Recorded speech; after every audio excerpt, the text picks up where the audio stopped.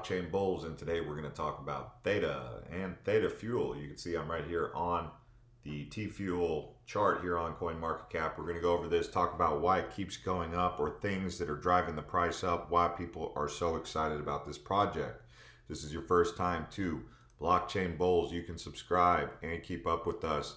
Brand new channel here, so we're growing and we're going to talk about all things blockchain. And as you know, we are excited about the blockchain technology behind cryptocurrency and some of these tokens and coins that are being developed in this day and age. So if you're into that kind of stuff, consider subscribing to this channel. So you can see Theta Fuel, it keeps going up. Also, you have Theta. So first thing we're going to talk about is what is the difference between Theta and TFuel, because those are the two coins that are on the Theta Network, which is basically a video streaming platform. But you can see here in, let's see, around about midsummer, Theta was sitting around 24 cents. You could have picked it up. Right now, it's all the way up there to $1.05, and it just keeps going up, up, up. I mean, if you look at the last month, this thing's just been a juggernaut, just cruising up from 66 cents all the way up to 108, and now it's down to 104.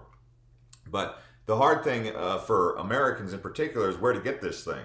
You kind of have to sign up for one of these exchanges, and these are all outside of the U.S. jurisdiction, so they're really hard to get your hands on some Theta coins. But you can see here's a long list. Binance. This is the Binance not U.S. version, so it is a little bit difficult to get your hands on them. But what is it about this project that people are so excited about? Well, let's go ahead and take a look at that, right? So you have the Theta Network. Here's the documentation, but let me show you the actual Theta Network. So Theta Mainnet 3.0 introducing TFuel staking and burning. So when I was in 2018, when this project first came out, I actually was an early investor. It kind of went flat for a little while and I lost interest, but I remember this project from way back in 2018. The thing that I wanted to mention before I go too much further into this, what is the difference between Theta and TFuel? So Theta is used strictly for staking and securing the network, while TFuel is used to power microtransactions and operations of the network. So Theta is for staking and securing the network. TFuel is for the microtransactions on the TFuel network. Okay, so right here, you can see Theta TV. That's where it all goes down. If you don't already have an account, you can go there. The thing is, right when you get there, they're going to start playing you videos. And I got to pause this when it starts playing. But you can see lots of videos going on here, lots of streaming. You can even set up a channel here and pretty much right out of the gate start getting viewers. I mean, it's definitely up and coming platform. People like this platform to use it because it's decentralized. It's not centralized like you have with these some of these other mainstream video platforms. People are really looking for alternatives to the centralization that we have here. But you can go through any of these. Again, this is called Theta.tv. Now I'm going to exit off this so that none of this stuff starts playing and making noise. But you can see GFuel is also on here. But we take it back here. You have Theta TV, Samsung VR. This is actually interesting. I personally use the Oculus. I've used the Oculus, the new Oculus 2. I forget the second word. For some reason, I'm forgetting the word. But Oculus, not the Oculus Rift. But then you have GFuel, which is another network that you can check out. They have an advisor, Steve Chen, who's a co-founder of YouTube. He's not the co-founder of Theta. He's an advisor of Theta, who is a co-founder of YouTube. So then you have live network stats. It tells you where everyone's streaming from around the world, so you can get a good idea of where the user base is coming from for the live network. And then you also have these nodes here. So you have the Theta Guardian node and you have the Theta Edge node. You can download for Mac, Windows, and then you have enterprise validator nodes for Google, Binance, Blockchain, and Gumi. In the news, you can see it's been talked about several times in the news. And what, at the end of the day, if you want to take anything away from this project, what's driving this is the fact that it has a real world commercial working product that you can use today. It's on the blockchain, it's decentralized, and there is a demand for these decentralized video streaming platforms. That's what's got Theta in the position that it's in. So you can go through here and you can see live streaming of today, poor quality. So the the poor quality can also be associated with the bandwidth that you're available to upload, right? Like not everyone has 100 Mbps to upload to, right? Especially if they're in developing countries. But the content delivery network lacked reach, causing video rebuffering and high load times in many parts of the world. So they're seeking to solve this, right? But you can see over here, content creator, video platform, centralized CDN, viewer. Okay, so that's the problem. Skyrocketing data needs. Users demand 4K and 8K. Higher quality streams create infrastructure bottleneck. I still don't understand why people need 4K, 8K for a cell phone.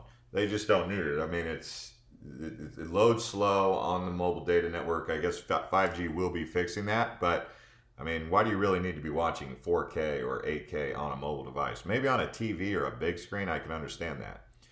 But, there is a demand for it. Centralized and inefficient system. The centralized nature means less revenue flows back to the content creators and platforms.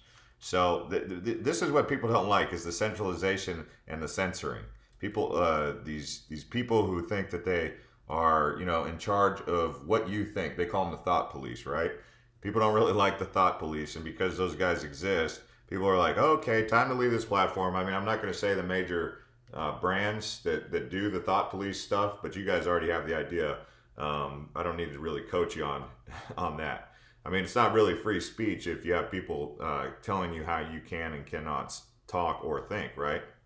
So decentralized peer-to-peer video delivery, a few native blockchain powered by users, or a new native blockchain. Viewers earn rewards as Theta Fuel. So you can see the Theta Fuel token, it's doing pretty good. I mean, but this is the one you may want to get your hands on first if you're interested in the project. I don't know where you want to buy. I mean, this project has been going up. I mean, you can see this would have been the great time to buy, right? Back in March when it was down to 7 cents. I mean, you could have loaded up on these suckers and you would be, I mean, if you put $1,000 in then, you would be already up 10, 12, 13x, 14x. So you would have 14x your money if you would have invested earlier this year. Now, people are like, well, is the opportunity already left? Well, I mean, it's $1 billion market cap. That's not a low cap. That's actually a high cap coin. I mean, it's number 25. But how high could this thing go? I mean, we're in a whole new paradigm with all this money printing. You have no idea where this price could go.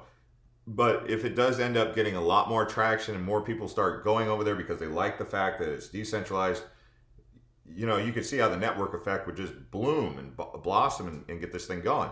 I mean, however many you could get your hands on, that's up to you. But I don't think you need to necessarily bet the farm on this. But there's people out there who would say, I mean, I've heard this quite a few times, put $500 into Theta at $1 each and see where it goes from here. And just kind of store it away in your wallet, in your trust wallet or something, and just see where it goes.